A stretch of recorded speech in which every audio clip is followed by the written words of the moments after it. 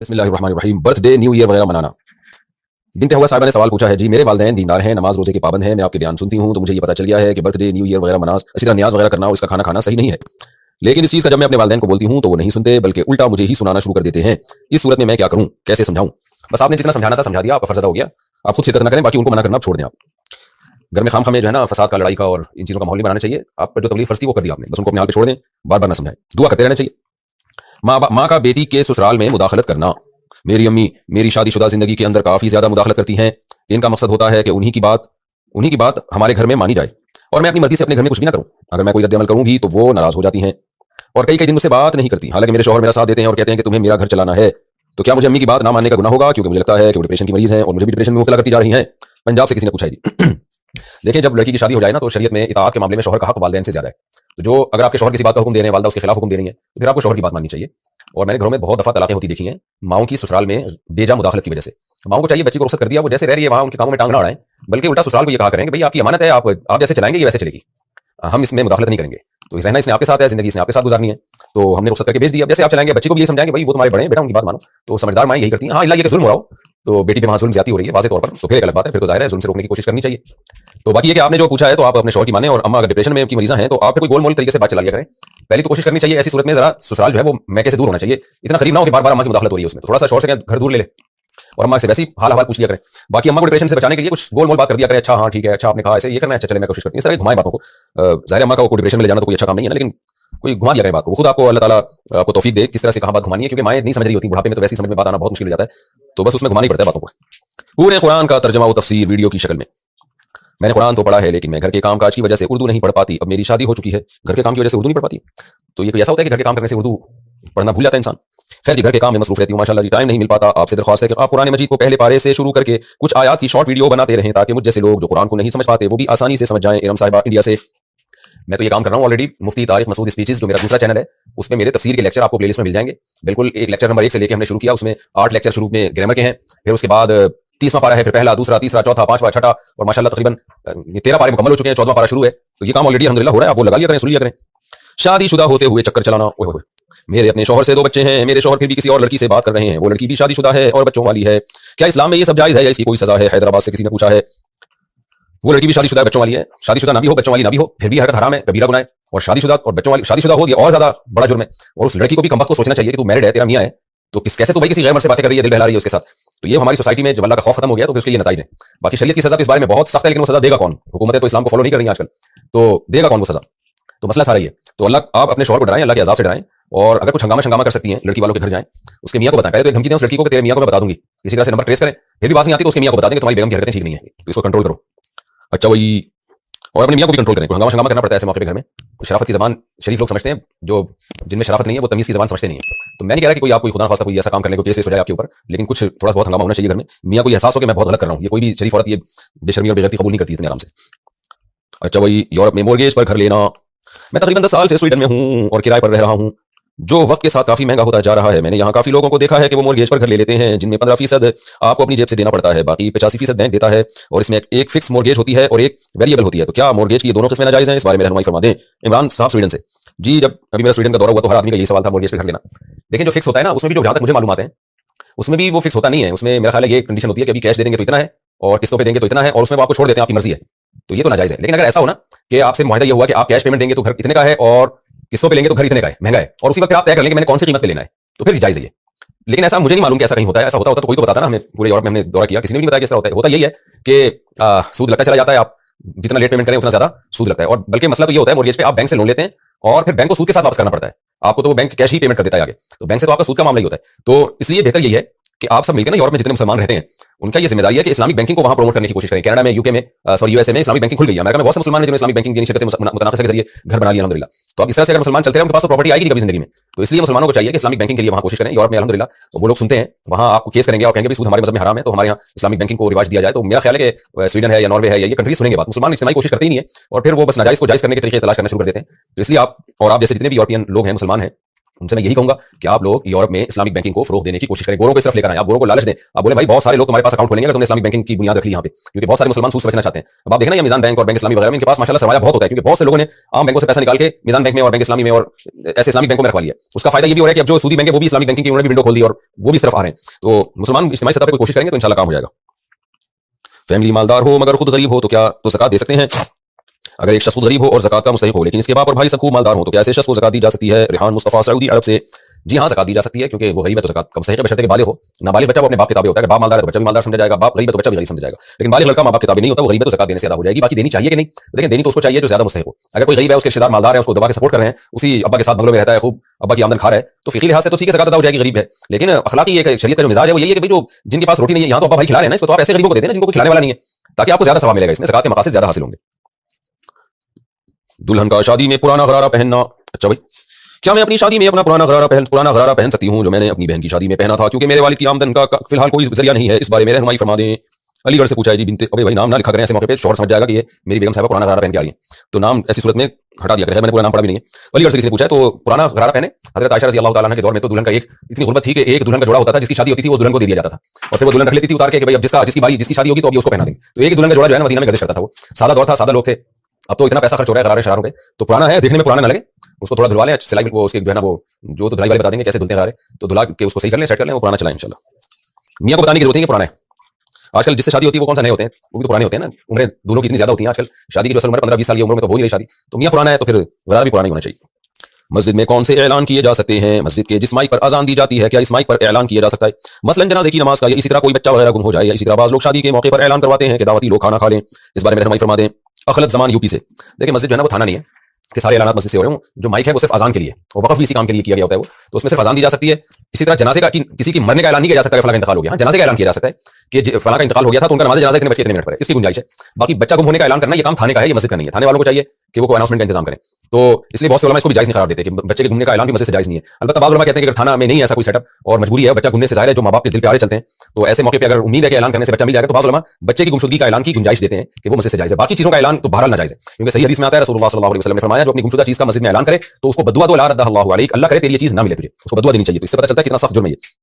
गाँव देहातों में तो बकरी का बच्चा घूम जाए उसके ऐलानात हो रहे होते हैं। चचा के बेटों से कितना पर्दा जरूरी है?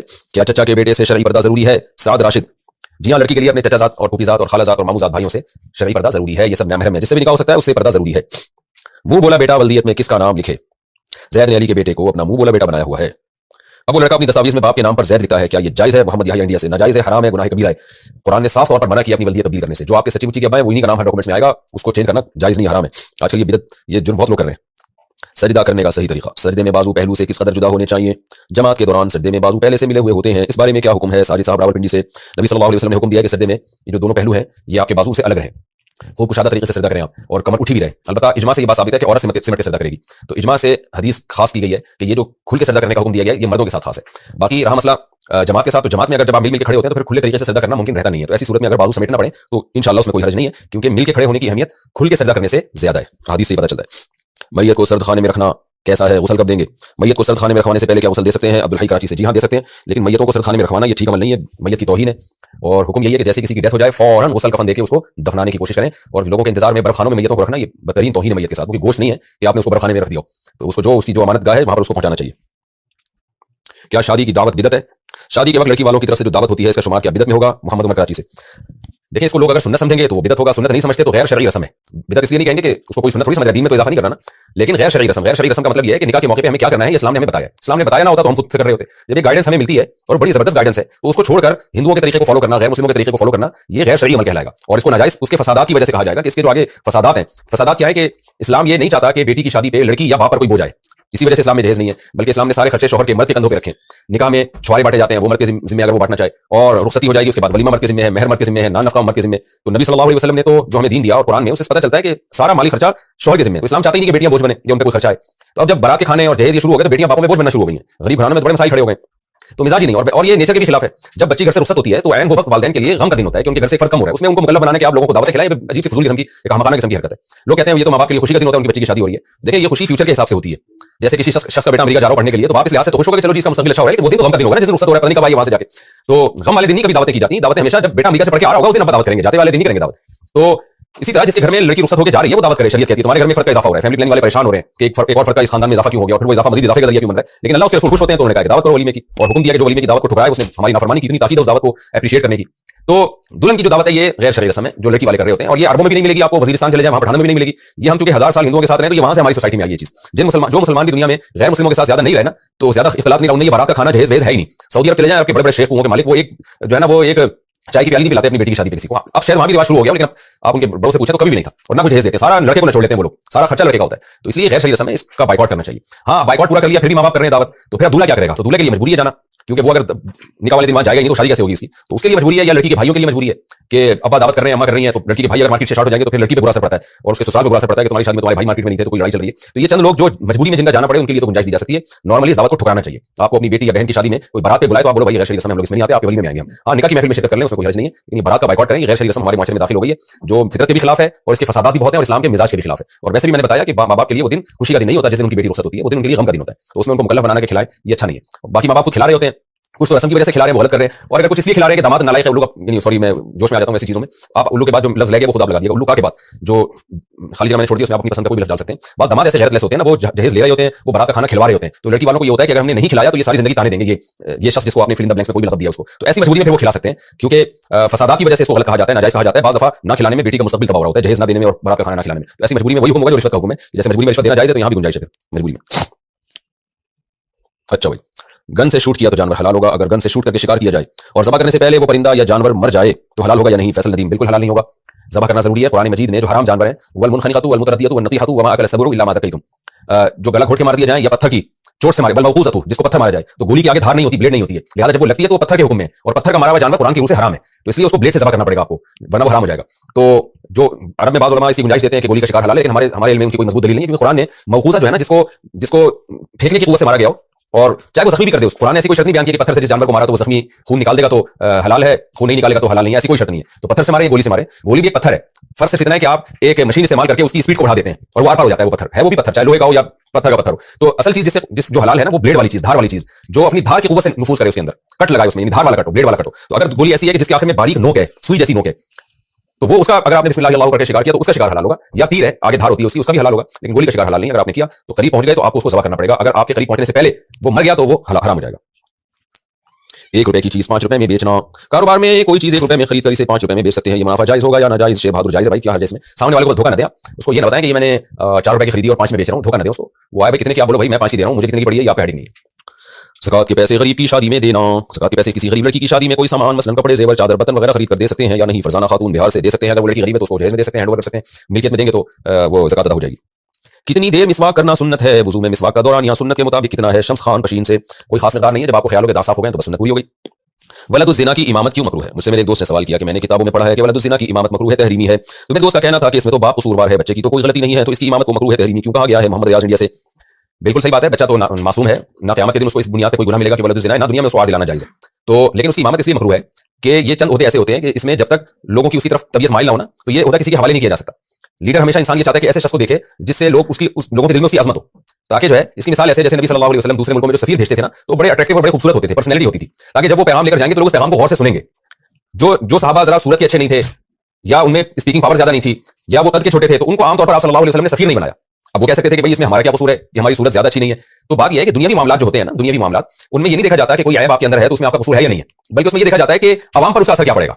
तो हमने तो चूंकि आवाम को कायल करना है ना, तो जिस चीज को आवाम बेहतर समझती होगी तो उसी को आवाम का लीडर बनाया जाएगा, आवाम का मुक्तदा बनाया जाएगा, ताकि लोग उसकी बात माने। इसकी मिसाल ऐसे जैसे लड़की का निकाह हमेशा शरीयत कहती है कुफर में करो, उसके पैरेलल में या उससे अफजल में करो, क्योंकि उसने शौहर को के मातहत रहना है, तो शौहर का मकाम बड़ा होता है। तो अगर वो शौहर जो है खानदानी एतबार से, माली एतबार से उससे कमतर का होगा ना, तो औरत ज़हनी तौर पर उसको अपना आका तस्लीम नहीं करेगी, ज़हनी तौर पर उसकी मातहती में आएगी नहीं वो, तो वो फिर जो है ना चलेगा नहीं सेटअप। आपको क्या इसमें बसूरत लड़के का क्या कसूर है, या इसमें जनाब गरीब लड़के का क्या कसूर है? भाई कब हमने कहा आपका कसूर है? दुनिया का निजाम चलाने के लिए गॉड गिफ्टेड सलाहियतों को भी देखा जाता है। तो इसी तरह इमामत एक उखरवी मामला भी है, दुनियावी मामला भी है। उखरवी मामला तो ये कि आप नमाज पढ़ा रहे हैं, तो इस लिहाज से तो ये देखने की जरूरत ही नहीं है कि ये वलदुज़िना है या ये वलदुज़िना नहीं है, लेकिन एक दुनियावी मामला भी है। लोग आएंगे आपके पीछे नमाज पढ़ेंगे, अगर लोगों के ज़हन में ये होगा कोई ऐब होगा, तो लोग फिर ज़हनी तौर पर उसको एज ए इमाम कबूल नहीं करेंगे। तो वलदुज़िना होना भी एक ऐब है, अगर इस ऐब पर कोई गुनाह नहीं मिलता, जैसे कोई माजूर पैदा हुआ, ये ऐब है, हालांकि इस ऐब पे गुनाह नहीं मिलेगा उसको। कोई काला नीला पीला पैदा हो गया, ऐब, इन काले से मुराद बहुत ही बदसूरत कोई पैदा हो गया, काले बदसूरत नहीं होते, कुछ होते भी है, कुछ खूबसूरत भी होते हैं, लेकिन कोई ऐसा बदसूरत पैदा हो गया तो ये भी एक ऐब है, अगर इसमें कोई कसूर नहीं है उसका।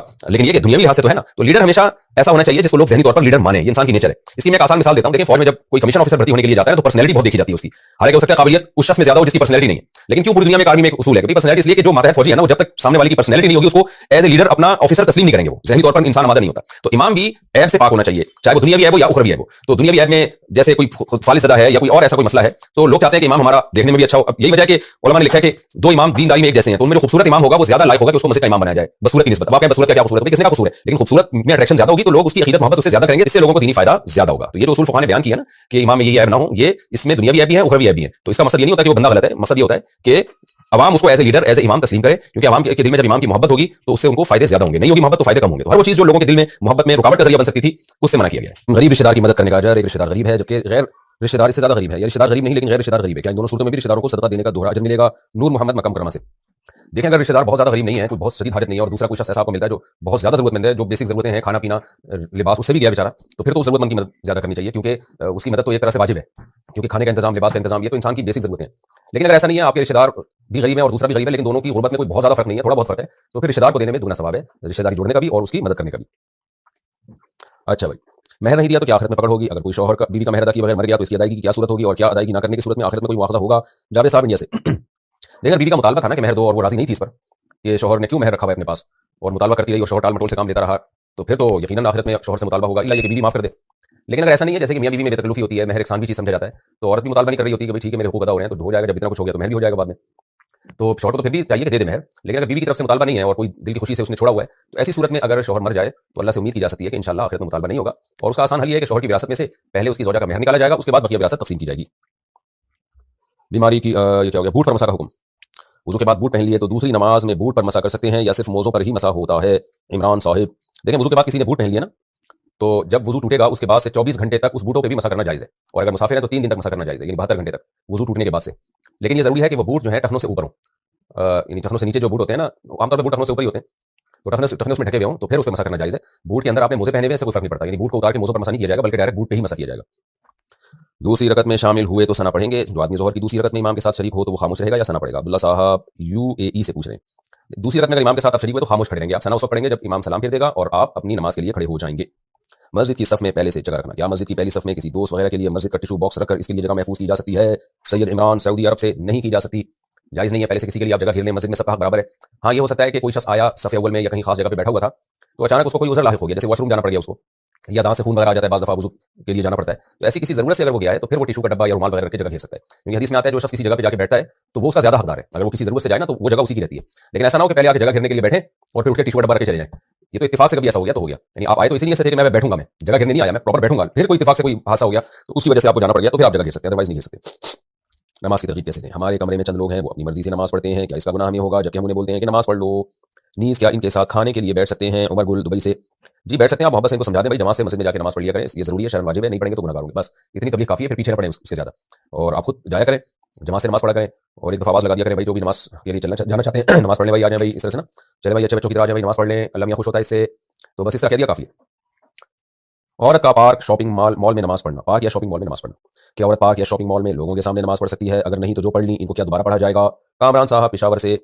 भाई नमाज जैसे मर्दों पे जरूरी है, खवातीन पे भी उसी तरह जरूरी है, नमाज कज़ा करना किसी के लिए भी जायज़ नहीं है। अब खातून अगर पार्क में गई हुई है, शॉपिंग मॉल में गई हुई है, तो नमाज का टाइम होगा तो उन्हें वहीं नमाज पढ़नी पड़ेगी। कोशिश करें ऐसी जगह पे नमाज पढ़ें जहां कोई ना देख रहा हो, मर्दों की नजर ना पड़े, नहीं मिली जगह तो जहां जगह मिले वहीं पढ़ें, बेशक मर्द देख रहे हो, नमाज का मसला पर्दे से ज्यादा अहम है। अच्छा भाई, कितनी लंबी पगड़ी सुन्नत है? पगड़ी कितने गज सुन्नत है? जितनी सुन्नत है, अगर इससे कम हो तो सवाब, सुन्नत का सवाब मिलेगा या नहीं? देखिए, पगड़ी में जो शिमला है ना, इसको बहुत ज्यादा लंबा करना जायज नहीं है, क्योंकि सही हदीस है, नबी सल्लल्लाहु अलैहि वसल्लम ने फरमाया अल-इस्बालु फी सलासा, तीन चीजों को लंबा करना, जो हराम वाला लंबा करना है ना खींचना, वो तीन चीजों में।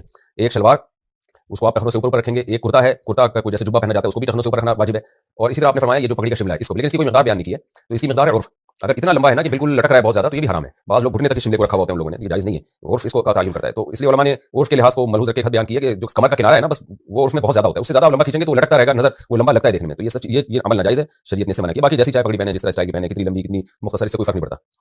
आप जमजम। अच्छा, ये तो मसला है। यूरोप में नकाब के बगैर रहना, यूरोप में हिचकिचाहट की वजह से या माहौल ना होने की वजह से औरत को चेहरा खोलने की इजाजत है, यानी नकाब ना करना जायज है या नहीं? अतीक साहब नॉर्वे से।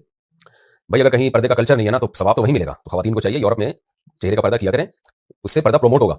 ठीक है, कुछ लोग मजाक उड़ाएंगे और कुछ कहेंगे ये क्या है, देखो यूं इस तरह की बातें होंगी, लेकिन जो नेकी में पहल करता है ना, हदीस में आता है मन सन्ना सुन्नतन हसनतन फलहु अजरुहा व अजरु मन अमिला बिहा, जिसने भी किसी नेकी की बुनियाद रखी तो जब तक क़यामत तक उस नेकी पर अमल होता रहेगा, बुनियाद रखने वाले को सवाब मिलेगा।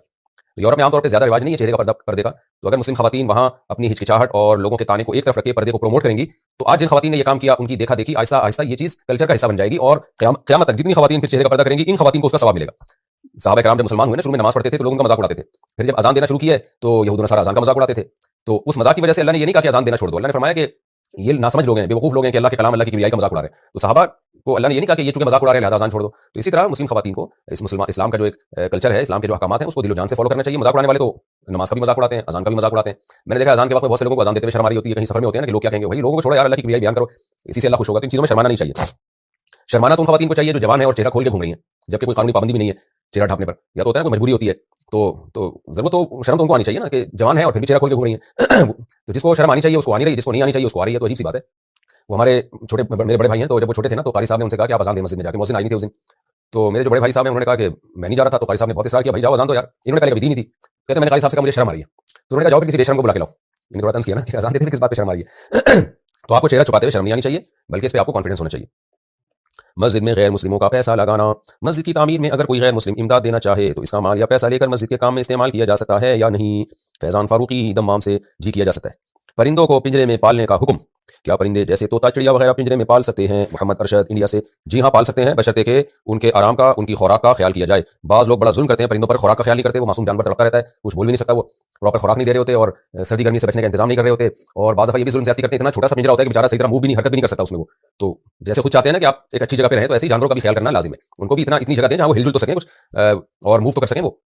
और उनके आराम का भी ख्याल, आराम का इसलिए कह रहा हूँ कि बाज़ लोगों ने देखा पूरी पूरी रात उनके पिंजरों में लाइटें जला के रखते हैं। पूरी पूरी रात जब आप लाइटें जला के रखोगे तो जानवर आराम किस वक्त करेगा? तो डिप्रेशन में जाएगा, मर जाएगा, फिर वो बिलाखिर पागल हो जाएगा। तो उनको कोई परवाह नहीं होती, क्योंकि लैंडलॉर्ड होते हैं, वो कहते हैं मर जाएगा तो दूसरा ले लेंगे। एक जगह मेरा जाना हुआ किसी होटल में, रिहायशी होटल था, तो वहाँ उन्होंने ना अपने जो कस्टमर हैं उनके दिखाने के लिए परिंदे पाले हुए थे। अब रात का वक्त है, फुल लाइटें जल रही हैं उसमें। तो मैंने उनसे कहा कि ये लाइटें जल रही हैं तो परिंदे तो इस वक्त आराम करते हैं। उन्होंने कहा यार कस्टमर आते हैं तो रात को ये देखेंगे। तो भाई आप कस्टमर के लिए जानवर को इतना भी आराम क्यों कर रहे हैं? वो रात को देखेंगे, दिन में भी कस्टमर देखेंगे, तो यही होगा कि परिंदे मर जाएंगे चंद दिनों में। जब मर जाएंगे तो जाहिर है होटल के मालिकान की सेहत को असर नहीं पड़ता, वो दूसरे लेके डाल देंगे। तो इसलिए ये जो है ये जानवर के साथ भी जुल्म ज्यादती करना ये गलत है। इसका भी क़यामत के दिन आपको हिसाब देना पड़ेगा। 3 दफा निकाह पढ़ाना जायज़ है या बिदअत है? हमारे इलाके में मंगनी और शादी पर तीन दफा निकाह पढ़ाते हैं, क्या ये जायज़ है या बिदअत है? वाजिद अली पेशावर से। लग़व काम है, बिदअत तो नहीं कह सकते क्योंकि इसको कोई सुन्नत तो नहीं समझता। बस एक फजूल सा काम है, एक दफा में ही निकाह हो जाता है, 3 दफा नहीं करना चाहिए। वैसे ही वो दूल्हा को पता नहीं उसने सुना है कि नहीं सुना, लोगों ने सुना है कि नहीं सुना, शायद इसलिए 3 दफा दोहरा देते हैं, लेकिन वैसे एक ही दफा में हो जाता है निकाह, 3 दफा की जरूरत नहीं है। होने वाली बीवी से बातें करना, क्या अपनी होने वाली बीवी से फोन पर बात करना जायज़ है? ज़ुहैब अली यूसुफ नहीं जायज़ नहीं है, ना मेरा मैं आपसे फ्री ना हूं। जब शादी हो जाएगी तो बातचीत करते नहीं है, फिर वो औरतों को शिकायत रहती है कि मियां मार्केट से शॉर्ट हो गया है, और जब शादी नहीं होती तो बातें करते रहते हैं। तो हलाल हराम में अल्लाह ने हुदूद रखी है, उसको क्रॉस नहीं करना चाहिए। 60 साल से बड़ी उम्र हो तो क्या इद्दत लाजिम है? 60 साल से बड़ी उम्र की खातून की इद्दत के बारे में क्या हुक्म है? रूही अनस कराची से। 99 साल की भी खातून होगी ना, शौहर की डेथ के बाद उसने इद्दत पूरी करनी है। इद्दत का एज से कोई ताल्लुक नहीं है, जब भी निकाह खत्म होगा तो औरत पर इद्दत वाजिब होगी। चेहरे से बाल साफ करने का हुक्म। औरत के चेहरे पर बाल निकल आते हैं, क्या इनको साफ करा सकती है? मोहम्मद सादुल्लाह हिंदुस्तान से। देखें आईब्रोज बनाना जायज़ नहीं है, बाकी औरत के चेहरे पे कहीं भी बाल निकल आए तो वो साफ करा सकती है, कोई हर्ज नहीं है इसमें। औरत रुकू और सजदा कितना लंबा करे? औरत का रुकू और सजदा कितना लंबा होना चाहिए? क्या औरत कुछ तवील सजदा कर सकती है? मोहम्मद बिलाल कतर से। जी बिल्कुल कर सकती है, सवाब है। हदीस में आता है नबी सल्लल्लाहु अलैहि वसल्लम ने फरमाया सबसे ज्यादा बंदा अल्लाह के करीब सजदे की हालत में होता है। तो मर्द के लिए भी औरत के लिए भी जितना लंबा सजदा करे। और खवातीन का सजदा तो होता भी सिमट के, वो तो है भी आसान, उसको तो सजदे को लंबा करना भी आसान है। मर्दों के लिए जरा टेंशन होती है क्योंकि वो थोड़ा खुल के सजदा करना उन पर लाजिम है। रुकू और सजदे में कितनी तस्बीह पढ़ सकते हैं? रुकू और सजदे में तस्बीह पढ़ने की ज्यादा से ज्यादा हद कितनी है? साजिद साहब रावलपिंडी से। कोई हद नहीं है, कम से कम 3 दफा पढ़ें, ज्यादा 3 करोड़ दफा भी पढ़ सकते हैं, अल्लाह ने आपको टाइम दिया है। हमारे नबी सल्लल्लाहु अलैहि वसल्लम ने तो तहज्जुद में इतना लंबा रुकू, इतना लंबा सजदा किया कि अब्दुल्लाह बिन मसूद रज़ी अल्लाह अन्हु फरमाते हैं कि मैं नबी के साथ तहज्जुद में खड़ा हुआ तो आपने पहली रकअत में सूरह बकरा, आले इमरान और सूरह निसा पढ़ी है, और जब रुकू किया तो फजअल यक़ूल सुब्हान रब्बियल अज़ीम, आपने सुब्हान रब्बियल अज़ीम पढ़ना शुरू किया। व काना रुकूउहु नहवा मिन क़ियामिही, और आपका रुकू जो था क़याम के बराबर था, जितना लंबा क़याम था इतना लंबा रुकू में सिर्फ सुब्हान रब्बियल अज़ीम कहते रहे आप। फिर जब आपने सजदा किया तो फजअल यक़ूलु सुब्हान रब्बियल आला, तो आप सजदे में सुब्हान रब्बियल आला कहने लगे, और इतना लंबा सजदा जितना लंबा आपने रुकू किया। चाय में फूंक मारना कैसा है? गर्म चाय को फूंक मारकर पीना कैसा है? मुतीउर रहमान सऊदी अरब से। जनाब नबी सल्लल्लाहु अलैहि वसल्लम ने खाने में फूंक मारने से मना फरमाया है, और जाहिर इसकी वजह वाज़ेह है कि ये नज़ाफ़त के सफाई के खिलाफ है। गंदी हवा होती है, जब आप खाने में फूंक मारेंगे वो गंदी हवा उसमें जाएगी। तो लेकिन इसका हलाल हराम से ताल्लुक नहीं है, ये चीज़ें आदाब से इनका ताल्लुक है। ये नबी सल्लल्लाहु अलैहि वसल्लम ने कुछ आदाब हमें सिखाए हैं कि रहन सहन के, तो रहन सहन के आदाब से इसका ताल्लुक है। तो कोई अगर फूंक मार देता है तो नापसंदीदा काम है, मकरूह काम है, मगर उससे ना खाना हराम होता है और ये अमल भी हराम नहीं है, सफाई सुथराई की बात है, तो उसको फॉलो कर लेना चाहिए, चाहे चाय हो या कोई भी चीज़ हो। माथे और पाँव पर नमाज की निशानी, नमाज की वजह से मर्दों के माथे पर जो निशान पड़ जाता है इसे मिटाना नहीं चाहिए। अगर औरत को नमाज पढ़ने से पाँव में निशान आ जाए तो इसे मिटाने का क्या हुक्म है? बिनते जमाल कराची से। अगर जीनत के लिए मिटाना चाहती है तो फिर जायज़ है, उनके लिए कोई हर्ज नहीं है, क्योंकि जीनत तो औरत के यानी जो उसकी जो फितरत है उसका एक बहुत बड़ा हिस्सा है जीनत इख्तियार करना। कोई अगर नहीं हटाती तो भी ठीक है, और अगर जीनत की नीयत से हटा दे ताकि जो पाँव में जो खवातीन जैसे चाहती है ना कि उनको एक अट्रैक्शन उनके अंदर, लेकिन उसमें नामहरम को दिखाने के लिए या किसी गैर मर्द को माइल करने के लिए तो बहरहाल जायज़ नहीं है, नॉर्मली जायज़ है। बीमारी में दाढ़ी सफ़ेद हो गई तो क्या हम काला कर सकते हैं? बीमारी की वजह से अगर दाढ़ी सफ़ेद हो जाए तो काला खिजाब इस्तेमाल कर सकते हैं। नीज कितनी उम्र के बाद दाढ़ी को काला खिजाब लगाना जायज़ नहीं रहेगा? फर्रुख इस्लाम बांग्लादेश से। देखिए, बीमारी की वजह से अगर दाढ़ी सफेद हो गई ना तो उसको काला किया जा सकता है, लेकिन 40 साल से पहले, क्योंकि 40 साल से पहले अगर दाढ़ी सफेद हो गई है तो इसका मतलब बीमारी की वजह से हुई है ये, क्योंकि नेचुरल ऐसा होता नहीं है। 40 साल के बाद इंसान के बाल सफेद होना शुरू होते हैं। तो 40 साल के बाद अगर बाल सफेद हो गए तो कोई भी वजह हो तो फिर उसको काला नहीं कर सकते। 40 साल से पहले पहले काला किया जा सकता है। दाढ़ी घनी करने के लिए काली मेहंदी लगाना। मेरी दाढ़ी ज्यादा घनी नहीं है, क्या मैं दाढ़ी को घना करने के लिए काली मेहंदी लगा सकता हूँ? क्या ऐसा करना जायज होगा या नहीं? और नमाज पर कोई फर्क तो नहीं पड़ेगा? मोहम्मद जफर कोयटा से। जनाब मोहम्मद जफर साहब, अगर आपकी उम्र 40 साल से ज्यादा है तो आप दाढ़ी को घना करने के लिए काली मेहंदी नहीं लगा सकते, और अगर आप 40 साल से कम उम्र के हैं तो फिर काला कोला भी लगा सकते हैं, लेकिन 40 साल के बाद जायज नहीं है। दिरहम में कर्ज देकर पैसों में वसूल करना, यानी कर्ज दिरहम में दिया था और वसूली पैसों में हो रही है। मैंने अपने एक कजन को 1.5 साल पहले 2500 दिरहम कर्ज दिया। अब ये रकम किस तरह वापस वसूल करूं? 1.5 साल पहले के पाकिस्तानी रुपयों में या 1.5 साल बाद के बख्ताज दुबई से? देखो, 2500 आपने दिरहम में दिया था तो अब वापसी भी दिरहम में ही होगी। हाँ, ये जरूर है कि जब वापसी का टाइम आए तो आप दोनों ये तय कर सकते हैं कि अब जो दिरहम के पाकिस्तानी रेट चल रहे हैं उस करेंसी में आप पैसे ले लें। यानी आपने दिए दिरहम में थे तो अब आप करेंसी में नहीं बल्कि दिरहम ही, तो अब आपने दिरहम में लेंगे तो 2500 ही लेंगे, लेकिन अगर पाकिस्तानी करेंसी में लेंगे तो 2500 रुपए का जो अब का रेट है, आज का रेट है, जो कि जाहिर है बड़ा रेट होगा, तो उस रेट में फिर आप करेंसी ले सकते हैं। लेकिन अगर आपने पाकिस्तानी करेंसी दी थी कर्जे में तो फिर करेंसी ऊपर नीचे होने से फर्क नहीं पड़ेगा, उसी करेंसी में वापस लेंगे आप। तो अभी आप ऐसा कर सकते हैं कि 2500 ले लें, या उसको बोले भाई 2500 के जो आज पाकिस्तानी रेट चल रहे हैं तो वो पाकिस्तानी करेंसी में दे दो मुझे। कबर की जगह घर बनाना। ये कबर सहन में बनाई गई, 10-12 साल बाद अब यहाँ घर बनाने की अशद जरूरत है। इस कबर का अब क्या किया जाए? क्या कबर मुंतकिल कर सकते हैं या इसी के ऊपर फर्श बना दिया जाए? फर्रुख इस्लाम बांग्लादेश से। देखो, कबर को अगर 10 साल कबर पे गुजर जाए कब्रिस्तान पे तो मैयत का उसमें बिल्कुल ही नामो निशान खत्म हो जाता है, चंद से हड्डियां रह जाती हैं। तो ऐसी सूरत में उस कब्रिस्तान को मिसमार करना जायज है, उसके ऊपर दूसरा कब्रिस्तान बनाना जायज है। तो जब उस कब्रिस्तान को मिसमार करना जायज है तो कबर को भी मिसमार करना जायज है। तो अगर जरूरत है वहां घर बनाने की तो उसको में कोई हर्ज मालूम नहीं होता, उसको गिराया जा सकता है, बशर्ते कि जाती जमीन हो, वक्फ का कब्रिस्तान वाली जमीन ना हो। सहन में बनाई गई कबर तो बाहर ऐसे ही लगता है कि किसी की जाती मिल्कियत थी, तो फिर वहां कर सकते हैं। कफन में सिली हुई शलवार पहनाना। हमारे इलाके में औरत को कफन दिया जाता है तो इसको शलवार सीकर पहनाते हैं, क्या ये जायज है? अहलिया शाकिर बहावल नगर से। देखें, सिला हुआ कपड़ा कफन में खिलाफ सुन्नत है, जायज वो भी है, अगर कोई ऐसा कर देते हैं तो जायज तो है, लेकिन खिलाफ सुन्नत है। अनसिला कपड़ा पहनाना चाहिए, जो मसनून कफन का तरीका लिखा हुआ है, तो हराम नाजायज की बात नहीं है जब, लेकिन इतनी बात तो है ना कि दफनाते हुए तो सुन्नत का कम से कम इंसान ख्याल कर लेना, उसके मैयत का आखिरी सफर है तो उसको सुन्नत के मुताबिक कफन पहना दिया जाए तो ये ज्यादा सही है। इसलिए इस रस्म को खत्म करने की कोशिश करें। नमाज के बाद सर पर हाथ रखकर दुआ पढ़ना। कुछ लोग नमाज के बाद सर पर हाथ रखकर दुआ पढ़ते हैं, क्या ये सही है? अब्दुल हक इंडिया से। ये ज़ईफ़ रिवायत से साबित है, इसलिए ये काम तर्क कर देना चाहिए, क्योंकि लोग इसको सुन्नत समझते हैं, तो इसलिए इसको तर्क कर देना ही बेहतर है। हुदूद हरम से अंदर और बाहर नमाज का सवाब। हुदूद हरम से हमारी रिहाइश से तकरीबन क्या है, हुदूद हरम हमारी रिहाइश से तकरीबन 200 मीटर दूर है। हम हुदूद हरम की मस्जिद में नमाज पढ़ने से, हमें हुदूद हरम की मस्जिद में नमाज पढ़ने से ज्यादा सवाब मिलेगा या करीबी मस्जिद में नमाज पढ़े? मोहम्मद रुस्तम मक्का मुकर्रमा से। देखें, हरम की हुदूद में आपको नमाज पढ़ने का ज्यादा सवाब है मस्जिद हराम में, यानी अपनी महल्ले की मस्जिद करीब है और मस्जिद हराम दूर है, तो मस्जिद हराम में आप जाएं, वहां ज्यादा सवाब मिलेगा आपको। अलबत्ता मस्जिद हराम ज्यादा दूर हो जाती है, लेकिन हुदूद हरम में भी कोई दूसरी मस्जिद भी मौजूद है और एक आपके महल्ले की मस्जिद है, तो भी हुदूद हरम में नमाज का सवाब ज्यादा है। लेकिन नॉर्मली आम कायदा यही है कि अपनी मस्जिद में चाहे वो छोटी हो उसमें सवाब ज्यादा है महल्ले की मस्जिद में, जामे मस्जिद से, लेकिन हरम इससे मुस्तस्ना है कि हरम में नमाज का सवाब 1 लाख नमाजों के बराबर है। क्या औरत बकरा ज़बा कर सकती है? घर में बीमार बकरा मर रहा था, कोई मर्द घर में मौजूद नहीं था तो मैंने ज़बा कर दिया, बाद में वो बकरा फेंक दिया गया। पूछना ये था कि क्या मर्द की गैर मौजूदगी में हलाल जानवर ज़ाया करने के डर से औरत ज़बा कर सकती है? यही मसला जेटीआर में भी आया था, तो ये दो जगह कहाँ से आ गया? हलाल जानवर ज़ाया हो जाने के डर से औरत क्या ज़बा कर सकती है, और क्या इसका गोश्त खा सकते हैं या किसी गरीब को दे सकते हैं? मारिया खड़क कराची से। जैसे मर्द के लिए जानवर ज़बा करना जायज़ है, औरत के लिए भी जायज़ है, चाहे जरूरत हो या ना हो। मर्द होते हुए भी अगर औरत ज़बा कर देगी तो भी हलाल है। हाँ, तकबीर पढ़ी हो, अल्लाह का नाम लिया उस पे, और मुसलमान औरत हो या अहले किताब हो तो उसमें कोई हर्ज नहीं है, तो उसको फेंकना गलत था, उसको खा लेना चाहिए। बयाना की रकम क्या हम जब्त कर सकते हैं? अब ये भी जेटीआर में भी पूछा यार। एक शख्स के साथ घर का सौदा किया, इसने बयाना भी अदा कर दिया, लेकिन बाद में मुकर गया, मुआहदे की रूह से मैंने बयाना जब्त कर लिया, क्या मेरे लिए ये पैसे रखना ठीक था या नहीं? अब्दुल वाजिद इस्लामाबाद से। नहीं जी, ये पैसे आपको वापस करने पड़ेंगे, वक्ती तौर पर रख लेना ताकि उसको थोड़ी टेंशन दी जाए कि उसने आपके साथ ज्यादती क्यों की है, यहाँ तक तो ठीक है, लेकिन आप खा नहीं सकते, बिलाखिर आपको ये पैसे लौटाने पड़ेंगे ना, इसको सत्ता कर सकते हैं आप। बीवी के सोने की ज़कात कौन निकालेगा? अगर सोना बीवी की मिल्कियत में हो तो क्या इसकी ज़कात शौहर देगा? इसका क्या तरीका होगा? तलहा राना साहिब। देखें, सोना बीवी की मिल्कियत में है तो बीवी पर ज़कात वाजिब है, शौहर पर लाजिम नहीं है। शौहर अगर नहीं देता तो गुनाह नहीं होगा। अब बीवी दे कैसे? तो कोई पैसे जमा करे मंथली अपने पॉकेट मनी से या किसी भी तरीके से, ये भी नहीं हो सकता तो गोल्ड बेचे, उसमें से ज़कात निकाले।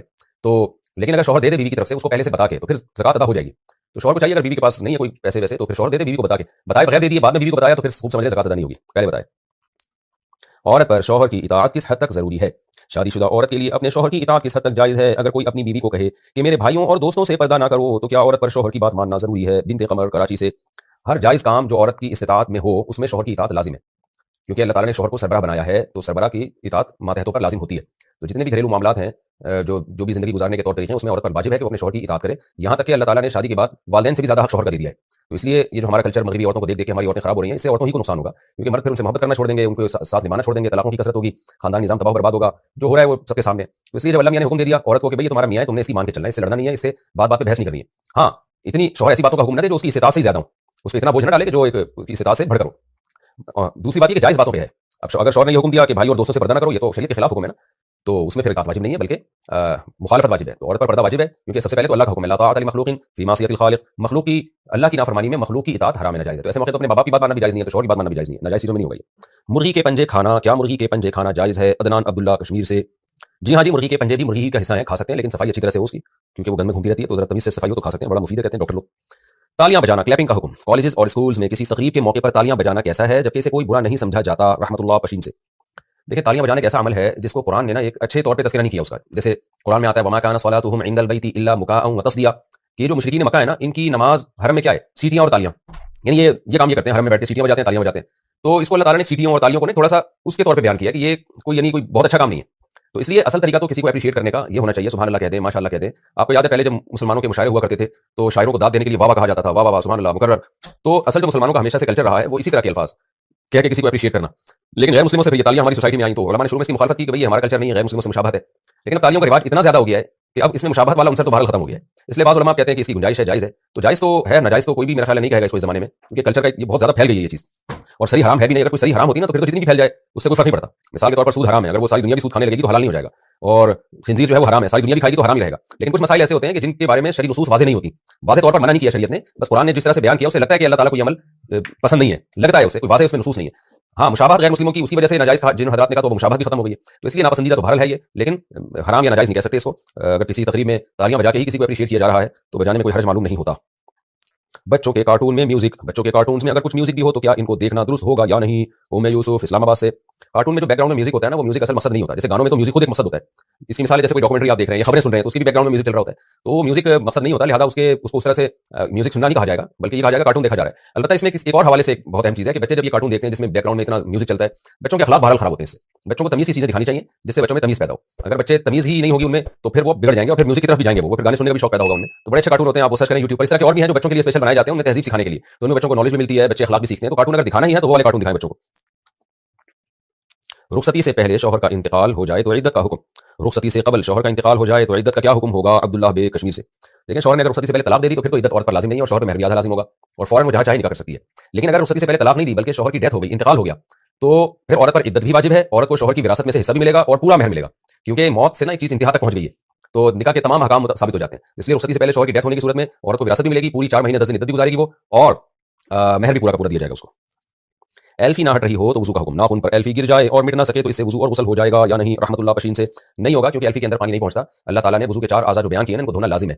तो जब इनको धोना लाजिम है तो एक बाल की बराबर भी जगह आप खुश्क नहीं छोड़ सकते। तो कोई ऑयल पेंट है या एल्फी लग गई है तो उसको आप हटाएं। तो उसमें बाज़ दफ़ा होता है हटाने में नमाज का टाइम चला जाता है, तो भी उसको फिर भी हटाना पड़ेगा, क्योंकि वजू के होते हुए पानी के होते हुए तयम्मुम का भी हुक्म नहीं है, इजाजत नहीं है। तो ये जो शरई मसाइल होते हैं ये मनसूस होते हैं, इसमें अपनी तरफ से तब्दीली की इजाजत नहीं है। ये मैं इसलिए कह रहा हूं कि अभी एक नए हमारे प्रोफेसर साहब हैं, उनका नया फतवा मार्केट में आया है कि अगर नेल पॉलिश लगा हुआ हो तो औरत उसी पे वजू मसा कर सकती है। तो ये बिल्कुल गलत फतवा है। वजू के अंदर पानी पहुंचाना लाजिम है। हाँ, अगर कोई ऐसी चीज़ गिर गई है कि आप हटाने की पूरी कोशिश के बावजूद हट ही ना सके, वो खाल उधड़ना शुरू हो गई उससे, तो फिर शरम मजबूर है, आप माजूर हैं, फिर उसी के ऊपर पानी बहा लें। लेकिन एल्फी में होता ऐसा नहीं है। एल्फी हट जाती है, देर से हटती है, तो इसलिए उसको बहरहाल आपको हटाना पड़ेगा। बाज़ ऐसे केमिकल आते हैं जिनसे एल्फी आराम से हट जाती है, वो किसी से पूछ लिएगा। ऊंट का गोश्त खाने से क्या वजू टूट जाता है? कहा जाता है कि ऊंट का गोश्त खाने से वजू टूट जाता है। क्या ये बात दुरुस्त है? मोहम्मद जफर कोयटा से। लेकिन 4 फ़िक़ा हैं, चारों अहले सुन्नत वल जमात की मकतब फ़िक्र है, हनफिया, मालिकिया, शाफ़िइया और हम्बलिया। तो इमाम अहमद बिन हंबल रहमतुल्लाह के नज़दीक ऊंट का गोश्त खाने से वजू टूट जाता है, बकिया तीनों अइम्मा के नज़दीक नहीं टूटता। तो दलाइल दोनों के पास है, तभी इख्तिलाफ है, दोनों तरफ दलाइल है। तो आवाम को चाहिए कि बजाय इसके कि दलाइल की बहस में पड़े, क्योंकि ये दलाइल पर तो बहसें हो चुकी हैं और ये बहस उम्मत खत्म कर चुकी है। तो आम आदमी को चाहिए कि एक फ़िक़ा को फॉलो करे, फिर उसी के तमाम हकाम को। तो चूंकि आप कोयटा से हैं, यहाँ फ़िक़ा हनफी को फॉलो किया जाता है, तो फ़िक़ा हनफी में ऊंट का गोश्त खाने से वजू नहीं टूटता। लिहाजा आप अगर ऊंट का गोश्त खा लेते हैं तो वजू किए बगैर भी नमाज पढ़ सकते हैं। अलबत्ता फ़िक़ा हंबली में आप जो है ना फ़िक़ा हंबली को फॉलो करते हैं तो उनके नज़दीक टूट जाता है। क्या हर गैर मुस्लिम को दावत इस्लाम देना जरूरी है? अगर किसी गैर मुस्लिम को किसी मुसलमान ने इस्लाम की बराह रास्त दावत न दी हो तो क्या इस गैर मुस्लिम के बारे में यह तस्वुर किया जाएगा कि इस तक अल्लाह का पैगाम नहीं पहुंचा? साजिद साहब रावलपिंडी से। नहीं जी, ऐसा तस्वुर नहीं किया जाएगा। गैर मुस्लिमों तक इस्लाम का पैगाम पहुंचा हुआ है, सारी दुनिया को पता है कि इस्लाम क्या है, उसके हकाम क्या है, तौहीद का मजहब है। तो अल्लाह के हकाम की तरफ लोगों को बुलाता है, बुराई से रोकता है, अच्छाई की तरगीब देता है। हाँ, इस्लाम के खिलाफ जो प्रोपेगेंडा दुनिया ने किया हुआ है, तो गैर मुस्लिम पर लाजिम है कि उस प्रोपेगेंडे का जवाब उलमा से पूछे आके। तो हर शख्स पर खुद वाजिब है कि वो ये पहचानने की कोशिश करे कि अच्छा क्या है और बुरा क्या है। तो स्पेसिफिक किसी गैर मुस्लिम को जाके दावत देना कि तुम मुसलमान हो जाओ, ये लाजिम नहीं है, बल्कि इसके बाद दफा साइड इफेक्ट होते हैं, नुकसान का खतरा होता है कि वो जो है ना इसको बुरा समझते हैं बाद दफा। तो अगर आपको कहीं उम्मीद है कि मेरी दावत से मुसलमान हो जाएगा, फिर तो आप पर लाजिम है कि आप उसको दावत दें, लेकिन आमतौर पर ऐसा होता नहीं है। तो लेकिन तबलीग का कोई ऐसा तरीका जो उमूमी हो सबके लिए, वो मुसलमानों पर इख्तियार करना लाजिम है कि भाई किसी भी तरह से गैर मुस्लिमों तक इस्लाम बहुत अच्छे तरीके से पहुंच जाए। एक जनरली इसकी कोशिश करना ये तो मुसलमानों पर लाजिम है, लेकिन खास किसी गैर मुस्लिम को जाके खास उसको दावत देना ये आम हालात में तो लाजिम नहीं है। कोई खास हालात हो तो एक अलग बात है। तो नॉर्मली इसका क्योंकि बहराज जब आप उसको तंबीह करना शुरू करोगे तो गुस्से में आ जाते हैं, वो कहते हैं भाई आप क्यों हमसे हमारे जाती मामलात में बहस कर रहे हो? क्या मोर का अंडा हलाल है? क्या मोरनी के अंडे खाना हलाल है? आसिफ महमूद रावलपिंडी से। आसिफ भाई, पानी वानी की बात करते हो, दिल जलाने की बात करते हो, 6 महीने से मुंह नहीं धोया, तुम नहाने की बात करते हो। लोगों को मुर्गी के अंडे, गरीबों को खाने के नहीं मिल रहे, आप मोरनी के अंडों की बात कर रहे हो। बहरहाल हलाल है, मोरनी भी हलाल, मोर भी हलाल, मोरनी का अंडा भी हलाल है। तो